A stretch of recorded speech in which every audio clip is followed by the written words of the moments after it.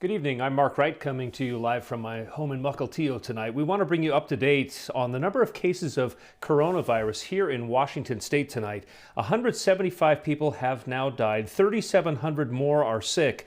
If we compare that to the start of this week on Monday, there were 65 fewer deaths and 1,500 fewer cases. Health officials warned the numbers would climb as testing became more widespread. To date, 49,000 people in Washington have tested negative for the coronavirus. That's about 93%. Meantime, hospitals around the country are starting to make some tough decisions about who gets cared for during the coronavirus pandemic. Our Tony Black talked with hospital officials here locally who say we're not there yet, and why social distancing could make all the difference. With the U.S. now reporting the most confirmed cases of coronavirus, hospitals across the country are working to treat people despite limited resources. What we're trying to avoid is a situation like in Italy where you don't have enough care for people and you have people that you can't treat because you don't have enough space for them. Cassie Sauer is the CEO of the Washington State Hospital Association and says they've been constantly evolving how hospitals treat patients during this pandemic. We know that across the state, hospitals are working to preserve personal protective equipment, including sending fewer staff into patient rooms at all times. Sauer says the need for more personal protection equipment is the most pressing issue. She cited a new report that shows projections of the coronavirus impact throughout the country. In Washington state, Sauer noted the important part is seeing how the numbers reflect when social distancing was put in place and the importance of not relenting on social distancing too soon. I think what the governor has ordered is really thoughtful and smart. I think the question is the public doing enough? Is the public following it carefully enough? The projections show that in our state, deaths per day will peak in late April at 27 per day, and then drop down to 0 by July.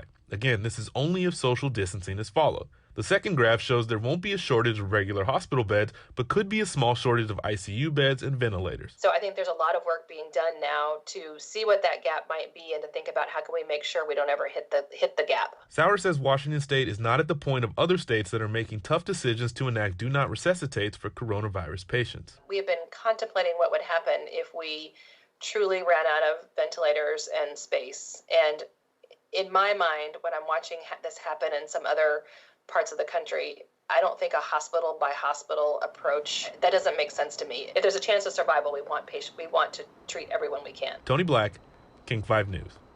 Today, President Trump said he told Vice President Pence not to reach out to governors who aren't appreciative of his administration's efforts to slow the spread of the coronavirus in their states.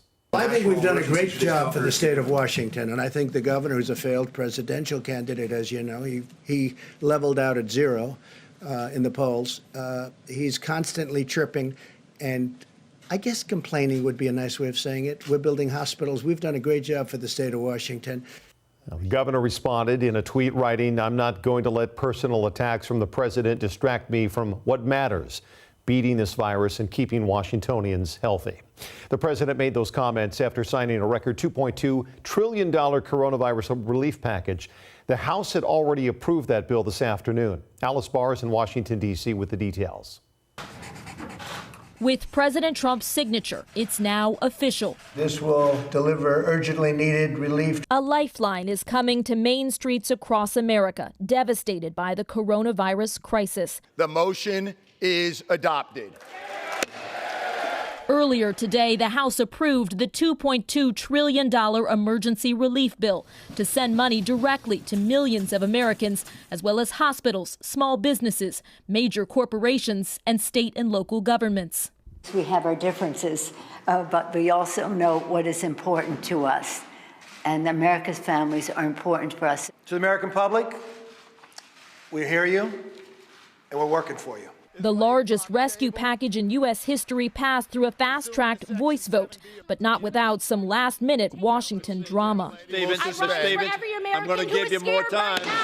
Hundreds of lawmakers forced to race back to the Capitol in the middle of a pandemic to block a single representative, Kentucky Republican Thomas Massie, who tried to derail the vote. On Twitter, President Trump saying Massie should be thrown out of the GOP.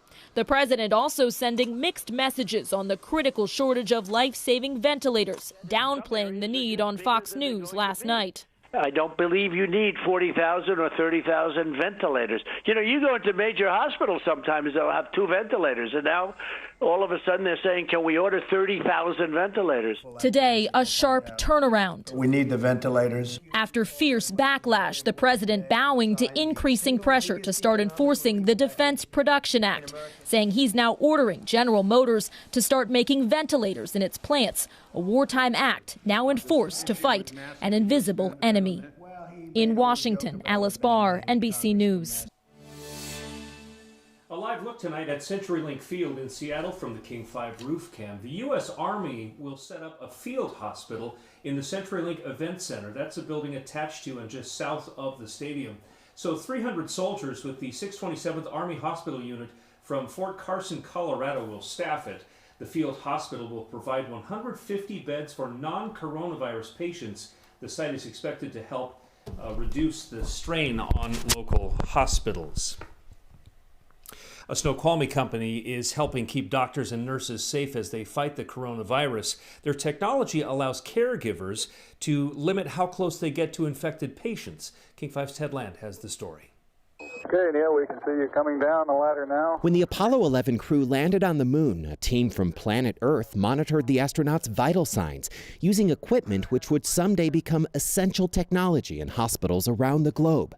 The company that made those products, Spacelabs Healthcare in Snoqualmie, now makes sensors which enable doctors and nurses to watch a patient's heart rate, blood pressure, and more remotely. It's really becoming very critical. Shalabh Chandra is Spacelabs president.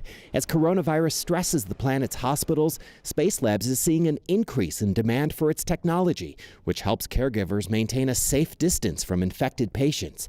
That means less time at a patient's bedside, and it can also mean less use of limited protective equipment like masks and gowns. The more they are in touch with the patients directly, the more they are exposed to the virus, and that creates a critical situations for them and for patients who need the care. Spacelabs products also help hospitals convert rooms to intensive care units, especially important now given ICU shortages. Chandra says his company has been preparing for weeks for a surge in demand. They're ramping up production of their products, bringing in additional employees, and adding extra shifts. Spacelabs is now working with a team from UW to potentially start building much-needed ventilators, which are in short supply nationwide. Airmen from the planet Earth, first step foot upon the moon. A company that started with a critical mission now faces another, much closer to home. We are providing them the tools that will help them fight the battle on the front lines. Ted Land, King 5 News. Time now for the top 5 on King 5. Governor Inslee signed a new sex education bill into law. That requires every school in the state to provide comprehensive sex ed. Younger students will learn about good and bad touching. Older students will learn about contraception, STDs, and sexual consent, among other things. New charges have been filed against 39-year-old William David Thompson. He's accused of running over Trooper Justin Schaefer during a high-speed chase that began on I-5. The trooper was killed this week while deploying spike strips. Thompson is charged with aggravated murder. Seattle police say this man, Risan Umarov, is suspected in 3 burglaries of businesses in the Chinatown International District and downtown as well. Police arrested him March 22nd for burglary, but he was released from jail the next day. Detectives believe he then committed 2 more burglaries, including one at a closed restaurant. Police say call 911 if you know where he is. British Prime Minister Boris Johnson said today that he has coronavirus, along with the country's top health minister. He says he has mild symptoms and is working from home in quarantine.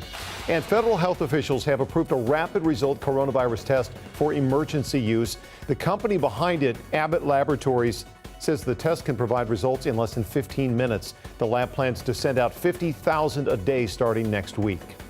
Coming up, we're separating fact from fiction, including what COVID-19 stands for, and no, it has nothing to do with China. Also, a unique event that is uniting people all across the country.